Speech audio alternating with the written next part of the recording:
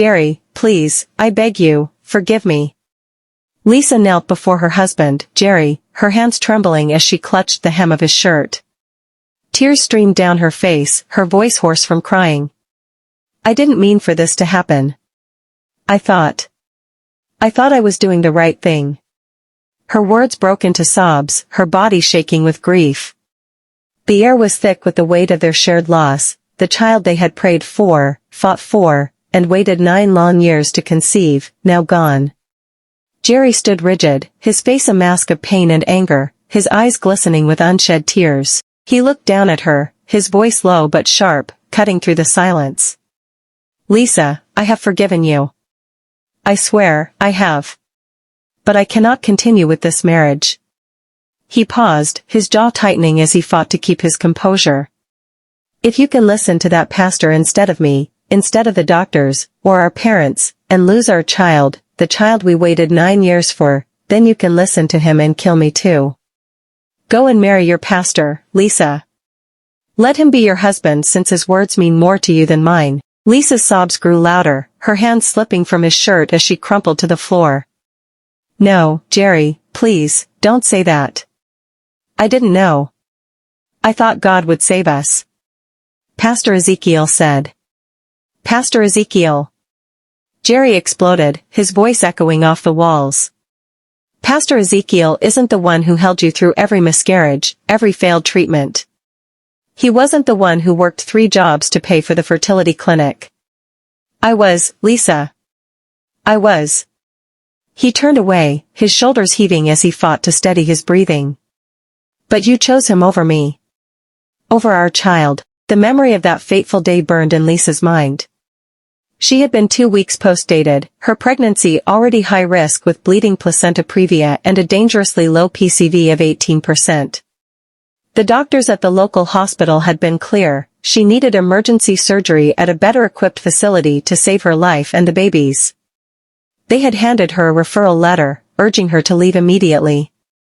But as she sat in the hospital corridor, her phone rang. It was Pastor Ezekiel, the man whose voice had guided her through every trial, whose prayers had seemed to bring the miracle of this pregnancy after years of barrenness. Lisa, my daughter, his voice had boomed through the phone, calm and authoritative. Do not listen to those doctors. They are agents of Satan, trying to steal your miracle. Tear that referral letter and leave that place. What God cannot do does not exist. Trust in him, and he will deliver you.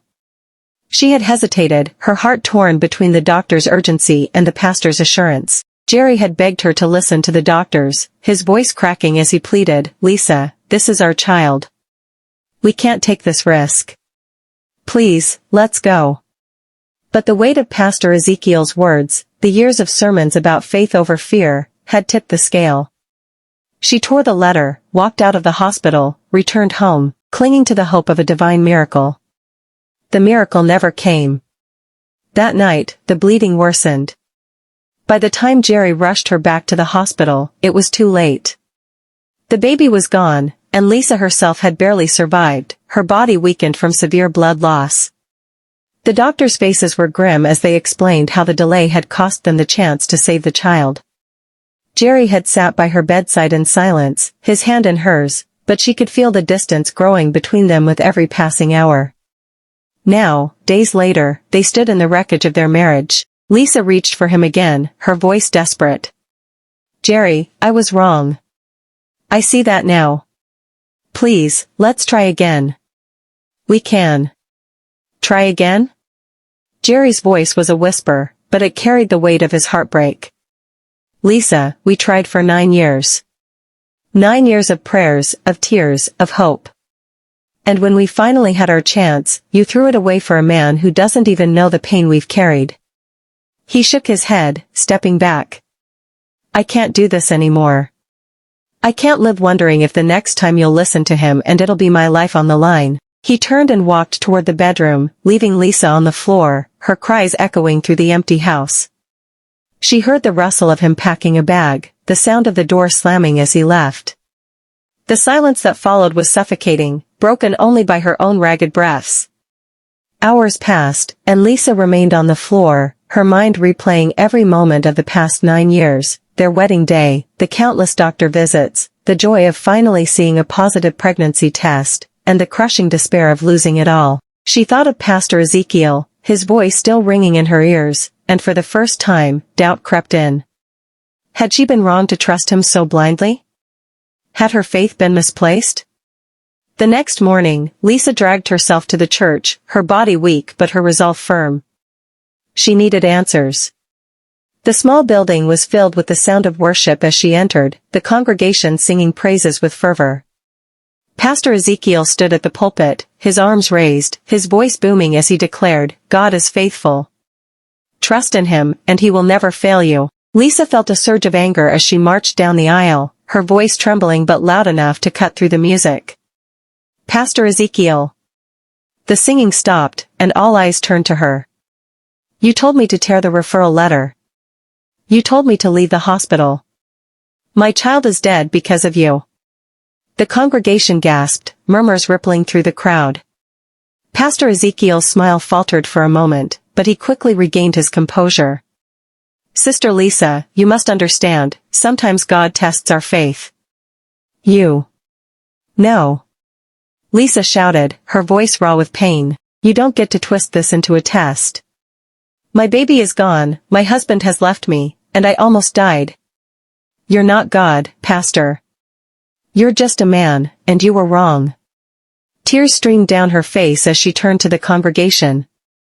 "How many of you have lost something because of his words? How many of you have suffered because you trusted him over reason?" The room was silent, but Lisa could see the flicker of recognition in some of their eyes, wives who had ignored medical advice, mothers who had lost children, families torn apart by blind faith. She turned back to Pastor Ezekiel, her voice steady now. "I'm done with you. I'm done with this." She walked out of the church, the weight of her decision settling over her like a heavy cloak. The road ahead was uncertain, her marriage was over, her child was gone, and her faith was shattered. But as she stepped into the sunlight, she felt a spark of something new, the resolve to rebuild her life on her own terms, to seek truth not in the words of a man, but in the quiet strength of her own heart. Days turned into weeks, and Lisa began the slow process of healing. She sought counseling, reconnecting with a therapist who helped her navigate the guilt and grief. She started attending a support group for women who had lost children, finding solace in their shared stories. And though Jerry never returned, she began to find peace in her own company, learning to forgive herself for the choices she had made.